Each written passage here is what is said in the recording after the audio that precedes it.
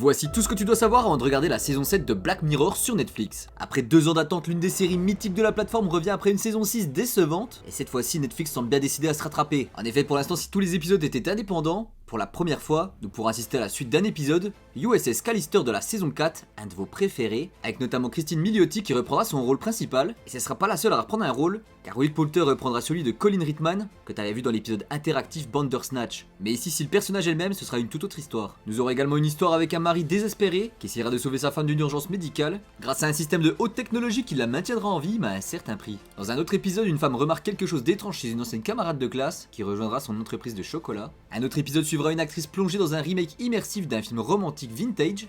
Elle devra suivre le script pour pouvoir rentrer chez elle. Et finalement, dans le dernier épisode, on aura un système innovant qui permet aux utilisateurs d'entrer littéralement dans des souvenirs et qui conduit un homme solitaire à réexaminer une période déchirante de son passé. Voilà, donc tu l'as compris, il y aura 6 épisodes et c'est toujours pas fait pour les enfants. Alors vas-tu regarder la saison 7 de Black Mirror et si tu l'as vu, qu'en as-tu pensé? Et n'oublie pas de t'abonner.